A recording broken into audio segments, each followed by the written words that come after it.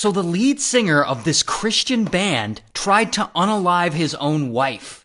So the singer's name is Tim, and Tim is 32 during this time, living in California, and the dude is super religious. In fact, he's so religious that he's the lead singer of this popular Christian metal band called As I Lay Dying. But one day, around 2010, his life starts to change. Because Tim, who has always been fairly thin, decides he wants to get fit. And so he starts working out and lifting a ton and trying to get as swole as possible. But I guess working out isn't quite enough because he starts taking a bunch of roids. And it works. Of course it does. It definitely helps him get bigger. And pretty quickly he goes from this to this. And he gains about 50 pounds of muscle. And so the steroids are obviously working and doing exactly what he wants them to do. However, they're also starting to change his personality and his behavior, as such things are known to cause irritability and aggression, aka roid rage. And so Tim is getting a bit of roid rage, and apparently his wife, this woman, Megan with two G's, starts to notice these changes in him. I mean, sure, he's buff now, but he's acting like a different person, like he's super angry all the time. Not only that, but he also spends a lot of time at the gym now. Like, an unhealthy amount of time at the gym. Like, he's obsessed with it. Plus, he's spending, like, thousands of dollars on getting new tattoos and getting new cars, and he's not really keeping his focus where she feels like it needs to be, on their 3 kids that they have. And in addition to the steroids, Tim apparently starts to dabble in other vices associated with rock stardom. Like he's doing much harder drugs like heroin and cocaine. He also is hanging out with a bunch of strippers and smashing with women who are not his wife. So bro is changing a lot. And while Megan is worried about him, I guess he loves his new life. And the only real problem he has is his wife, Megan, with 2 G's. He's just not really feeling her anymore. So one day, while Tim is on tour with his band, he decides to send Megan an email telling her that he doesn't love her anymore and that he wants to end the relationship. And also, he says that he's no longer a Christian. And Megan is shocked. Like, what? Her husband suddenly doesn't love her anymore? Plus, he's no longer a Christian? He's the lead singer of a Christian metal band. How is that gonna work? And this change in particular is huge because Tim has always been extremely religious. Like he was literally voted most like Jesus by his classmates back in high school. The dude was like the Ned Flanders of his school and now he's suddenly not? Oh yeah, and just a quick side note, it's not just Tim who's no longer religious. The whole band, As I Lay Dying, stopped believing in any gods. But despite that, for years after this, the band continues to market themselves as a Christian band. Because, you know, it's working, it's selling records, and, you know, you got bills to pay, you gotta make that money.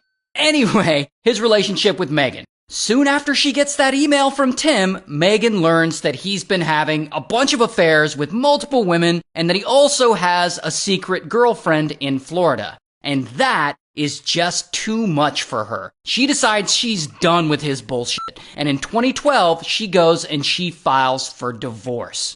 But see, Tim is still just like angry all the time about everything, and just a roid rage. And as the divorce progresses, he starts getting pissed off about how long this whole process is taking, because, you know, divorces take a while. And he starts to blame Megan for it, like she's the one being difficult and making it impossible to finalize the divorce. He also blames her for spending all this money on divorce attorneys, and he accuses her of being controlling when it comes to his visitation rights with the kids. So he starts to ask himself, is Megan deliberately making it hard for me to see my own children? And he becomes convinced that she's trying to keep them from him. And he doesn't want to lose his kids in all this. He'll do anything to protect his relationship with them. And that is when he comes up with an insane plan.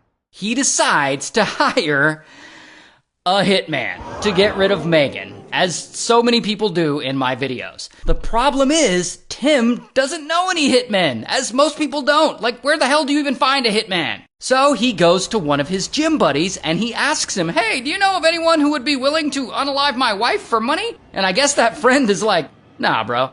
But word gets around, and eventually this news gets back to one of the personal trainers at the gym. This guy, who we'll just call Trainer. And the next time Trainer sees Tim, he's like, don't ask me to kill your wife, please. So of course, Tim is like, oh yeah, for sure. But do you know anyone who would be down to assassinate my wife? Now, Traynor is obviously freaked out by all this. I mean, he's not trying to assassinate anyone's wife, nor does he know any wife killers. In fact, he doesn't want to see anyone get murdered. And so he decides to set up a little trap to catch Tim. And the next time Traynor meets with him, he tells him that he actually does know a guy who might be willing to unalive his wife. A hitman named Red. Here's the deal though. Traynor doesn't actually know a hitman named Red because there is no hitman named Red. He just made all that up. And so after talking to Tim, he goes to the county sheriff and he tells them about Tim's assassination plan for Megan and about how he told him he knows a hitman named Red who might be willing to do it. And immediately the sheriff's department gets to work. They put together like a little sting operation where one of their detectives is going to go undercover and pretend to be Red the hitman. So then Tim goes to meet this fake hitman Red, aka undercover detective, and they meet up at this bookstore. And Tim and Red discuss the hit, and they go over the plans, and of course, fake hitman is wearing a wire. And Tim gives him an envelope, and inside this envelope is $1,000 in cash as a down payment, photos of his wife Megan, her address, and, other stuff like that. He also apparently gives fake hitman instructions on how to carry out the job. Which doesn't really make sense to me. Like, wouldn't the instructions just be like, murder her without getting caught? Like, aren't you a hitman? Shouldn't you know how to do this? But anyway, Tim also agrees to pay the guy $20,000 once the hit is done.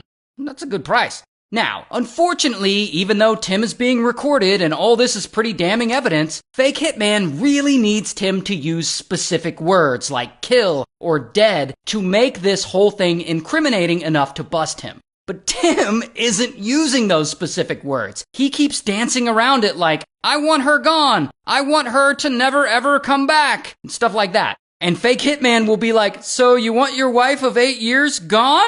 But Tim won't elaborate. He'll just be like, yep. But I guess fake hitman does his job and he keeps pressing him on it. And finally, just as they're leaving the place, Tim is like, just to clarify, I want her dead. And the second he says dead, that is all the police who are listening need to hear. And so, bam, they arrest him. And I don't have a mugshot, but here's a picture of his inmate ID card. And he eventually pleads guilty and he gets sentenced to 6 years in prison. But 2 years later, in 2016, he actually gets out on parole. And he gets out and he gets back together with his band. And they've changed their lineup over the years, and there's like all kinds of drama behind it. But As I Lay Dying still makes music to this day. No, it's no longer Christian metal. I guess it's just like regular metal, but they're still out there doing it. So, good for them.